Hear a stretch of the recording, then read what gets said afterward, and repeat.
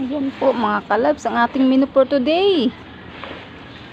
Kulang manok. Habang buhay manok. So ayan po ang ating mga ingredients. Ito daw po masarap sa sa tinulang manok na papaya manibalang. Ibalabs na ayan ang hari ng kusina. Hindi. So ayan, masarap daw ito mga kalabs eh. Labs no? Ito yung Sarap yun kasi manamis na bisan sa pagka manibalang. Ito yung nakita ko sa eh. Actually nakuha ko yung isang maliit labs. Medyo lang siya, hilaw siya. And biglang pasulyap ng mata ko doon sa isang gilid. Siya, ayan, mayroong manibalang. Ito yung gusto ni labs ko. Manibalang kasi masarap daw sa tinula. Manibalang yung papaya, kaya yun. Yan, kinuha ko kahit may kapresyuan. So, ayan. So, happy holiday mga ka-labs. Since holiday po ngayon, magluluto ang labs ng tinola para sa kanyang mga manggagawa mga ka-labs. At para na rin sa buong pamilya. So, banding kami dito sa kubo pagka walang makapasok mga ka-labs. Di ba labs na? So, dito kami nagkain-kainan sa kubo. Ayan.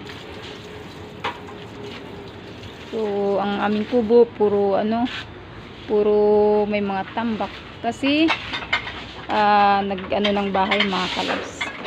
Naglipat ng bahay ng aking hipag. Nag-ayos ng bahay kaya yan ang kanyang mga gamit mga kalabs. Ayan po. So, ito yung aming ulam for today.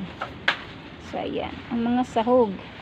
Nalagyan ng tinulang manok mga kalabs. Wala siyang tanglad kasi sa mga sa mga Tagalugan, tama ba Tagal? Hindi masyado sa tanglad pag tinula. Gusto nila natural pag tinula lang. Pero pag kami, gusto ko may tanglad. So ayan. Speaking of papaya mga kalabs, andito mga kalabs. So ang dami naming bungang papaya mga kalabs, hindi lang namin kinuha. Kaya ako bumili ng papaya mga kalabs kasi gusto nila pahinugin daw muna bago kuha na ng bunga para daw hindi magtampo. Kaya bumili pa rin ako ng papaya mga kalabs. So ayan, hanggang dulo yung bunga niya mga kalabs. Ang dami. Ayan puro bunga yan So ayan, mayroon na siyang manibalang. So sabi, pahinugin daw sa puno bago bawasan. Pagka nahinog na siya, pwede na siya pitasin at kainin. So, pwede na kumuha ng pang tinula dito mga kalabs. Yun na ang sabi nila, para hindi daw magtampo. Tuloy-tuloy ang bigay ng blessing. Kaya yan. Kaya bumili pa rin ako ng papaya. Diba nok-nok na? Nok, naka-reserve ba yung para sa inyo? Nok-nok, naka-reserve ba yung papaya para sa inyo? Sige. Ayan mga kalabs ang ating papaya.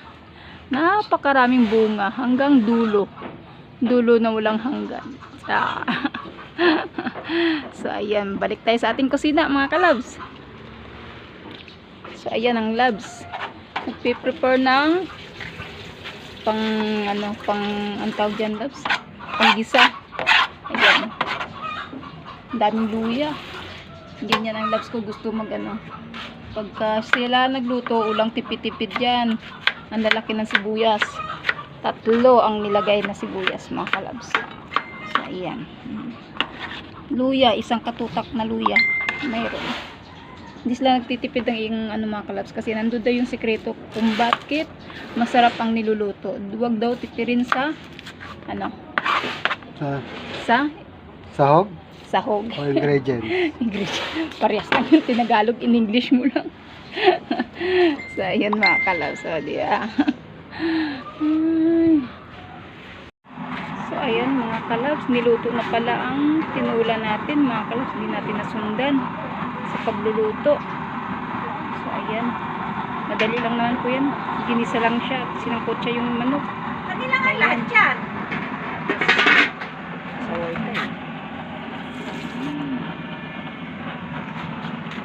Yaw pa ng bangus. ayan, hinulog na pala ang gulay mga kalabs. So, ayan. Makulay ang ating tinula. Mamula-mula.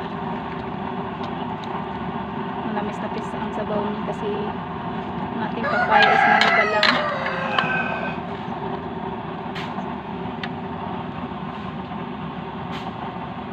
So, ayan na. Isda. Kala ko tibet, pang sigang lang yan. Hindi, nilalagay Pang ano.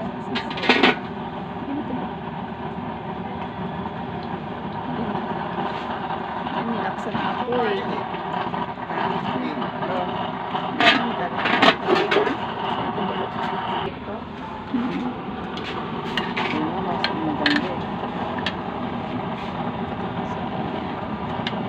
Dahon sili.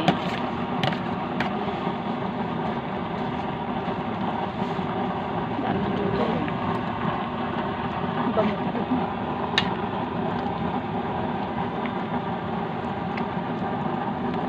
Mm.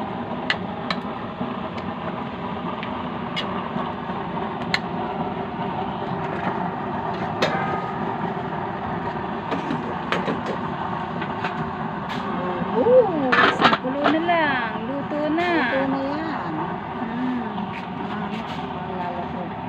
Malabog. Matagal Oo, man. Ayan, malalabog. Matagal anong tag dito? Apoy. Matagal maubos ang gas sa loob. Kaya kailangan hangin na daw pala. So ayan, may apoy pa.